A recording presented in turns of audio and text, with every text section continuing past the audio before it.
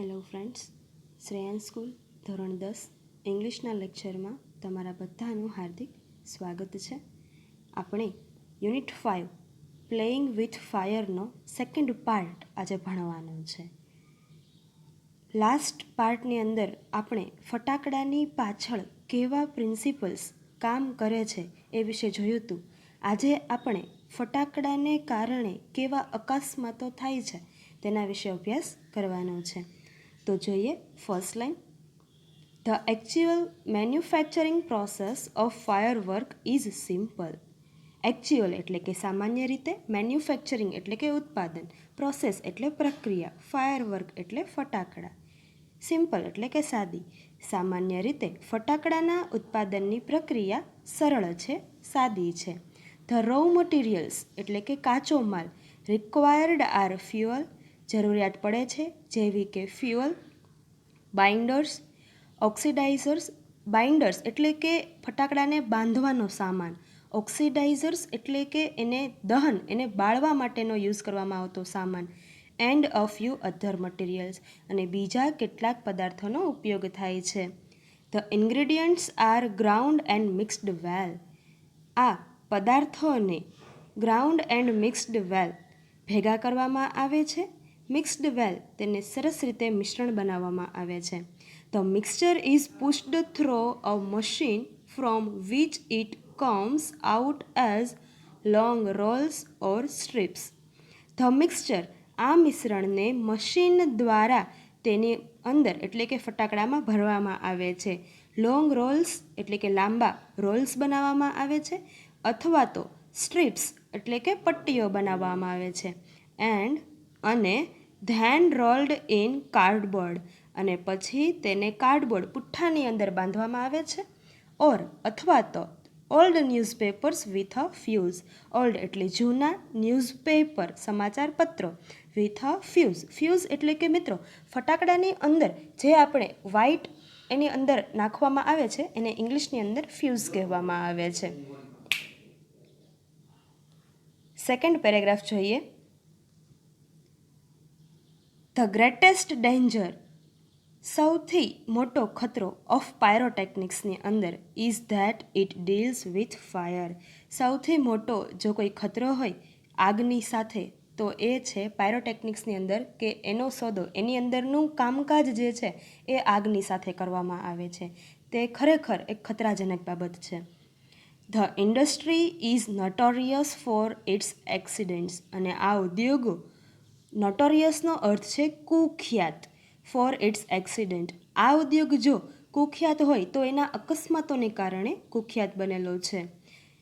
Weather in the USA, Japan or India. Whether એટલે ભલે પછી તે યુએસએ હોય, જાપાન હોય કે ભારત હોય. ધો the mixture is stable if kept cool and dry. આ મિક્સચરને સ્ટેબલ સ્થિર રાખી શકાય છે, સમથળ રાખી શકાય છે, વ્યવસ્થિત રાખી શકાય છે જો તે ઠંડી અને સુકલ જગ્યા ઉપર રાખવામાં આવે. It can catch fire if heat is accidentally applied. It can catch fire તે ઝડપથી આગ પકડી શકે છે. ઇફ એટલે જો, હીટ ઇઝ ગરમી, એક્સિડેન્ટલી અકસ્માતે, એપ્લાઇડ અકસ્માતથી પણ જો તેને ગરમી આપી દેવામાં આવે તો તે તરત જ આગ પકડી લે છે. Throw too much friction sometimes or from a spark. Too much friction, friction એટલે કે ઘર્ષણ, ખૂબ જ ઘર્ષણના કારણે, સમટાઇમ્સ કેટલીક વાર, ઓર ફ્રોમ અ સ્પાર્ક એટલે કે તણખો, આગનો કોઈ તણખો ઝરે તો પણ તે આગ પકડી લે છે. ઓર એન ઇમ્પેક્ટ અને તેની ખરાબ અસર જોવા મળે છે. Scientists are looking for ways of making fireworks safer. Scientists are looking for ways of making fireworks safer. વૈજ્ઞાનિકો લુકિંગ ફોર એટલે કે એની શોધખોળ કરી રહ્યા છે. વેઝ બીજા રસ્તાઓ, બીજી રીતો, ઓફ મેકિંગ ફાયરવર્ક્સ સેફર ફટાકડાની ફટાકડાને વધારે સલામત બનાવવા માટે વૈજ્ઞાનિકો વર્તમાન સમયની અંદર જે છે એ બીજા રસ્તાઓ શોધી રહ્યા છે. ઇન ઇન્ડિયા ભારતમાં fireworks used to be imported from China. ભારતમાં પહેલાં ફટાકડાઓ જે છે એ ચાઇનામાંથી ઇમ્પોર્ટેડ એટલે કે એની આયાત કરવામાં આવતી, એને મંગાવવામાં આવતા during the second world war. બીજા વિશ્વયુદ્ધ દરમિયાન ધીઝ ઇમ્પોર્ટ્સ વર સ્ટોપ્ડ. આ આયાત બંધ કરી દેવામાં આવી. And the safety match producers of Sivakasi in Tamil Nadu began manufacturing fireworks for Deepavali. Safety match producers દિવાસળીનું ઉત્પાદન કરતા તમિલનાડુનું જે શિવાકાશી સ્થળ છે તે લોકોએ દિવાસળીની સાથે સાથે ફટાકડા બનાવવાનું કામ 1992માં શરૂ કર્યું. The country used about 60 crores worth of firework. તે સમયે દેશ જે છે એમાં 60 કરોડ જેટલો ખર્ચ જે છે એ ફટાકડા પાછળ કરવામાં આવતો. And 60 to 70% of this came from Sivakasi. અને લગભગ 60થી 70% જે ફટાકડાનો જથ્થો છે એ તમિલનાડુના શિવાકાશીમાંથી મંગાવવામાં આવતો. In Sivakasi fireworks are manufactured in a number of small units. શિવાકાશીમાં ફટાકડાના ઉત્પાદનના ઘણા બધા નંબર ઓફ એટલે ઘણી બધી સંખ્યામાં સ્મોલ યુનિટ્સ નાના નાના એકમો છે કે જે જગ્યાએ ફટાકડાનું ઉત્પાદન કરવામાં આવે છે. 3 months before the festival is the busiest time for this units એટલે કે તહેવારના લગભગ 3 મહિના પહેલાંનો સમય જે છે એ ખૂબ જ આ યુનિટ્સ આ એકમો માટે ખૂબ જ વ્યસ્ત જોવા મળે છે. Fireworks are transported to every nook and corner of the country. અને ફટાકડા આર ટ્રાન્સપોર્ટેડ પહોંચાડવામાં આવે છે ટુ એવરી નૂક એટલે કે ગલી એન્ડ કોર્નર એટલે કે ખૂણો. દરેક ગલી ખૂણામાં ફટાકડા પહોંચાડવામાં આવે છે આખા દેશમાં. ધ વર્કિંગ કન્ડિશન એટલે કે કામની પરિસ્થિતિ of this units are however far from satisfactory. વળી સેટિસ્ફેક્ટરી એટલે કે સંતોષ. કામની પરિસ્થિતિ આ એકમોની સંતોષજનક ન હતી. There are very few testing facilities. Very few ખૂબ ઓછી. ટેસ્ટિંગ ફેસિલિટીઝ એટલે કે એને જે ચકાસવાની સુવિધાઓ ખૂબ જ ઓછી હતી. ફોર ક્વોલિટી એની ગુણવત્તા માટે, ઓર યુનિફોર્મિટી તેની એકરૂપતા માટે, એન્ડ હાર્ડલી અને ભાગ્યે જ હાર્ડલી એટલે કે ભાગ્યે જ any safety measures in force. Safety measures એટલે કે સલામતીના સાધનો ભાગ્યે જ હતા એ સમયે. This is why we hear of accident. This is why we hear એને માટે જ of accidents in Sivakasi year after year. અને દર વર્ષે શિવાકાશીના અકસ્માતના કિસ્સાઓ આપણને સાંભળવા મળતા. It is very difficult to get information on how to manufacture fireworks because it is not considered safe to give everybody the details. મિત્રો અહીં કહે છે કે ઇટ ઇઝ વેરી ડિફિકલ્ટ તે ખૂબ જ અઘરું છે ટુ ગેટ ઇન્ફોર્મેશન માહિતી મેળવવી on how to manufacture fireworks કે ફટાકડાનું ઉત્પાદન કેવી રીતે થાય છે. બિકોઝ કારણ કે it is not considered safe. Safe એટલે સલામત. તેને કન્સિડર માનવામાં નથી આવતું. તેને સલામત માનવામાં નથી આવતું. To give everybody the details દરેક વ્યક્તિને આની માહિતી આપવી એ સલામત માનવામાં નથી આવતું. Only a very few reliable persons are taught this art. Only માત્ર વેરી ફ્યુ ખૂબ ઓછા રિલાયેબલ વિશ્વાસને પાત્ર પર્સન્સ લોકો આર ટોટ ધીસ આર્ટ ખૂબ ઓછા અને વિશ્વાસપાત્રીય લોકોને જ આ કળા શીખવવામાં આવે છે. ઇન મેની કન્ટ્રીઝ ઘણા દેશોમાં fireworks are not allowed to be used by individuals. ઘણા બધા દેશોમાં ફટાકડાઓને ઇન્ડિવિજ્યુઅલ્સ એટલે કે વ્યક્તિગત રીતે ફોડવા એ પરમિશન છે નહીં. વ્યક્તિગત રીતે ફટાકડા ફોડવાની ત્યાં પરમિશન નથી. ઓનલી કમ્યુનિટી ડિસ્પ્લેઝ માત્ર ને માત્ર સંગઠન દ્વારા જ જે આયોજન કરવામાં આવે છે એના દ્વારા દર્શાવવામાં આવે છે ફટાકડા ફોડવાનું આખું એક આયોજન કરેલું હોય છે.